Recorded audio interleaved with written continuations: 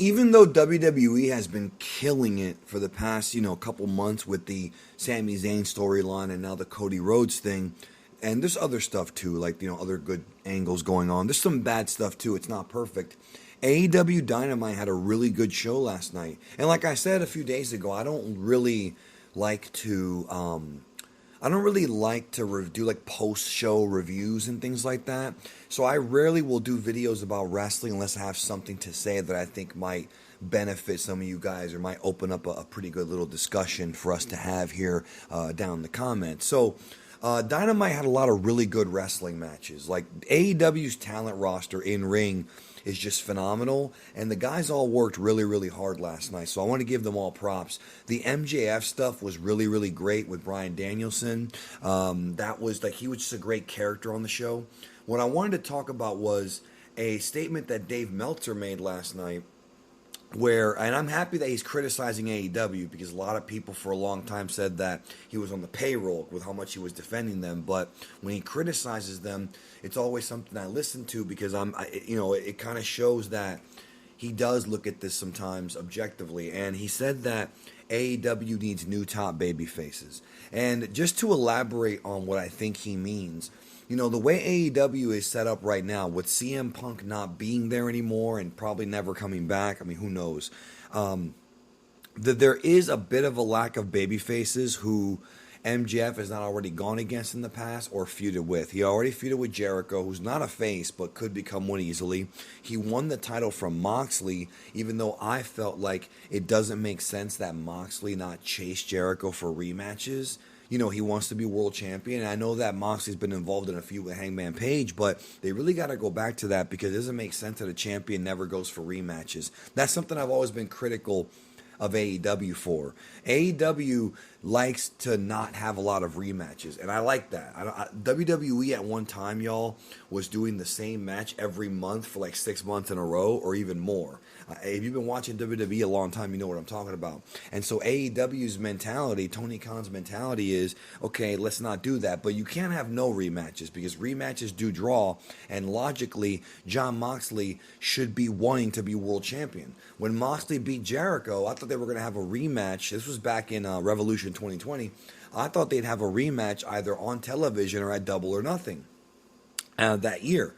And then, the pandemic happened, which may have put a monkey wrench into their plans, but Jericho never even got his rematch. And it just makes sense that if a champion loses, he should get at least one rematch, right? If he's not leaving the company to try to get the title back. So that is something to go back to. But it's not going to be him. Kenny Omega is in the six-man trios division, but Kenny Omega MJF would be a great feud, and I think it's one that they kind of have in their back pocket. When it comes to up-and-coming guys, not guys who have already been champion, there's a few guys who could fill that spot, but Dave Meltzer's right in that with the way WWE has been booking Sami Zayn and Cody Rhodes for the past 2 weeks, Cody Rhodes definitely belongs in WWE now, based on the way that the fans reacted to him in his last year at AEW, almost year. And in WWE, his story, his chase for the championship for his dad is phenomenal. I mean, it's a story that we can all relate to. And then the story with Sami Zayn is great. So for a long time, WWE had a real problem booking baby faces. Roman Reigns was a big example, because that's a guy who they really wanted to get over as a face, as the guy. And now we're seeing that his heel work is really what made him the guy. And at some point, he'll be a babyface again. I mean, I'm sure of it, because everybody goes back. Whether it be like when he's a part-timer or even before then. But when it comes to AEW, the idea is that they need to have a top babyface to eventually overthrow MJF, and one to actually go toe-to-toe with him. And when you look up and down the roster as to who it could be, I don't think MJF should be losing the title anytime soon. I think he's a great champion. I think he's entertaining every week. He's a guy who always delivers, whether it be in the ring or behind the stick. His segments are always fun. Like, he's a great performer. Like him or not, he's a great performer. So I would do the whole thing where he becomes champion for a really long time and survives. You know, he can survive the Omegas, survive the Hangman, survive the Moxleys, survive anybody, Jericho, whomever, Bryan Danielson. He survives by the skin of his teeth until eventually, he doesn't survive. Now, you could obviously go back to Moxley at some point down the road because the dude did sign a new contract. I'm sure he'll be champion again. You could go with Bryan. There's a lot of guys you can go with.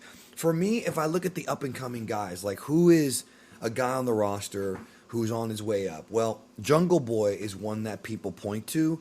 But the thing about Jungle Boy is even though he has a ton of potential, he's a young guy and he connects with people. He also, I don't think, has top guy charisma yet. I'm not saying that he won't ever have it, but I don't think he's there yet. I don't think he's at the point where MJF is, where MJF had all the tools and just needed to get, the right story going. And you could argue it wasn't even the right story, but MJF had the tools and had them for a while. Jungle Boy's a great worker and a likable guy, but I don't think he's really there to go toe-to-toe with MJF on the stick.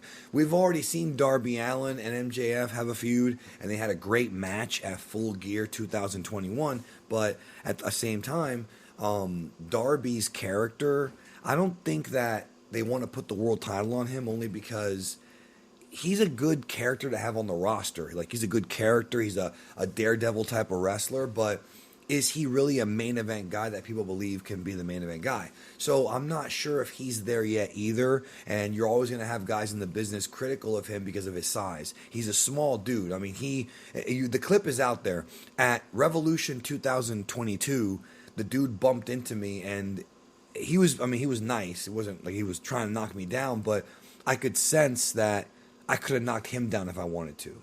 No disrespect, and I'm not saying he's not tough, but he's like a small guy, and there is a perception in wrestling that guys that small shouldn't be world champion. Now, I'm not saying that he shouldn't be world champion, but it is something that wrestling fans are somewhat conditioned to, and so are people in the business. So I'm not sure about him. Then you've got somebody who you would think would be the logical choice, and that's Wardlow, because Wardlow got his best stuff out of the MJF feud and out of the history between him and MJF. And that's a good idea in theory, but I feel like Wardlow has cooled off significantly since the MJF feud.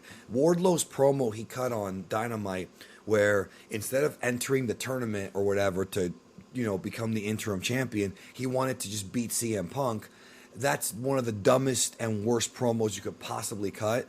It was so bad for his character because if you become the interim champion, you're going to face off against CM Punk, which is what Moxley did. If you want Punk, you should have gone for the interim title. And now he's in the TNT title feud with Samoa Joe, which, to be honest with you, I'm not excited for it. I'm just not. The Wardlow character has just not been interesting at all to me since the MJF feud. He just hasn't. War Joe was just, they were slapping two guys together and now they're feuding.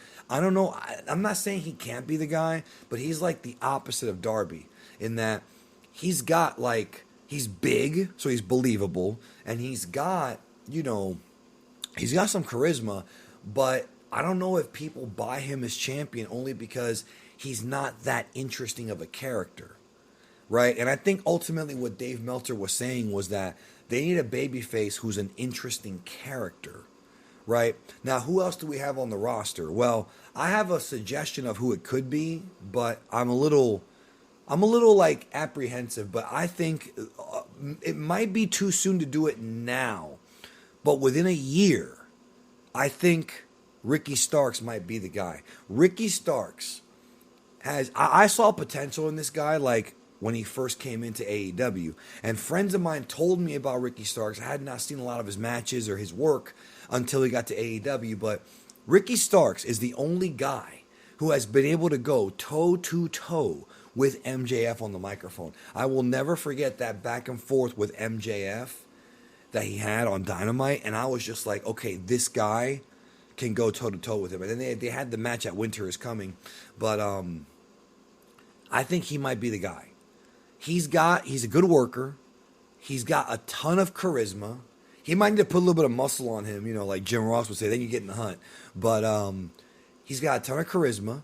He's a good worker. He's got what they want. And like I said, he's the only guy who's been able to match mic skills with MJF and not look dumb.